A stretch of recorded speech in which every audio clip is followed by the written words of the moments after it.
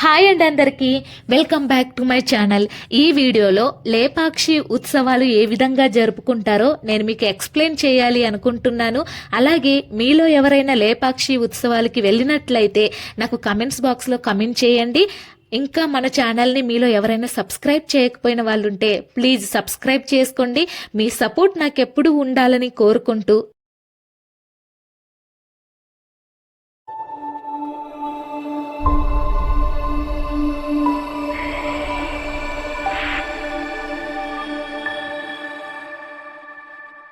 ఆంధ్రప్రదేశ్ రాష్ట్రంలో అనంతపురం జిల్లాలోని లేపాక్షి ఒక చారిత్రక ప్రదేశంగా పేరు పొందింది. లేపాక్షి ఉత్సవాలు రాష్ట్ర పర్యాటక రంగ అభివృద్ధికి ఎంతగానో దోహదపడుతున్నాయి. ప్రతి సంవత్సరం ఫిబ్రవరి, మార్చి నెలలో అనుకూలమైన ఏవైనా 2 రోజుల్లో ప్రభుత్వం ఈ ఉత్సవాలు నిర్వహిస్తుంది. లేపాక్షి ఉత్సవాలు సందర్భంగా ఈ 2 రోజులు అనేక సాంస్కృతిక కార్యక్రమాలు ఏర్పాటు చేస్తారు. ప్రతి ప్రదర్శన కన్నులకు కట్టేదిగా ఉంటుంది. లేపాక్షి ఆలయాలకు సంబంధించిన యక్ష, హరికథ గానాలు ప్రదర్శిస్తారు. లేపాక్షి చరిత్ర సంస్కృతులను తెలియజెప్పే నృత్య, గాన, సంగీత ప్రదర్శనలు ప్రేక్షకులను ఆనందింపజేస్తాయి. లేపాక్షి ఆలయాలను, చారిత్రక కట్టడాలను ఉత్సవాల సందర్భంగా ప్రత్యేకంగా అలంకరిస్తారు. విజయనగర రాజులు తమ పరిపాలన కాలంలో ఇక్కడ ఎన్నో ఆలయాలు, కట్టడాలు నిర్మించారు. లేపాక్షి పట్నంలోకి ప్రవేశించేటప్పుడు దేశంలోనే అతిపెద్ద ఏకశిలా నంది విగ్రహం చూడవచ్చు.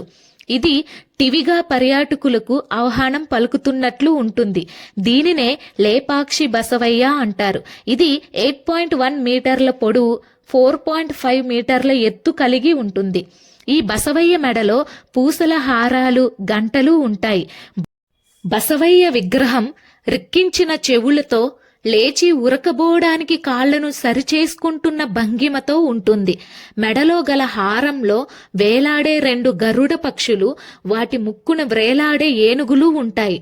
ఇది ఆనాటి శిల్పుల అద్భుత శిల్పకళా సౌందర్యానికి ప్రతీక అని చెప్పవచ్చు. ప్రముఖ కవి అడవి బాపిరాజు లేపాక్షి బసవన్నను ఉద్దేశించి రాసిన గేయం లేపాక్షి బసవయ్య లేచిరావయ్య, కైలాస శిఖరిలా కదలిరావయ్య చాలా ప్రసిద్ధి చెందింది. ఈ విగ్రహానికి సమీపంలోనే మధ్యయుగం నాటి నిర్మాణ కళతో కూడిన వీరభద్రస్వామి ఆలయం ఉంది. దీనినే లేపాక్షి ఆలయం అంటారు.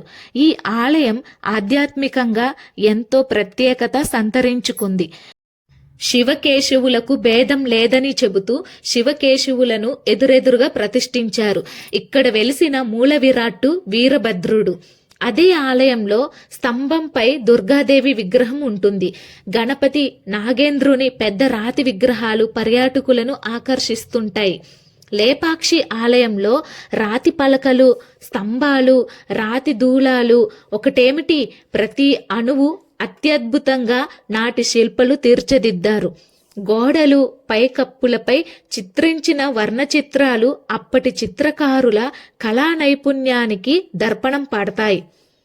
ఆలయంలో చిత్రించిన రామాయణం, మహాభారతం, శివపురాణం, శివపార్వతుల కళ్యాణం, దశావతారాలు మొదలైన చిత్రాలు చూసి తీరవలసిందే.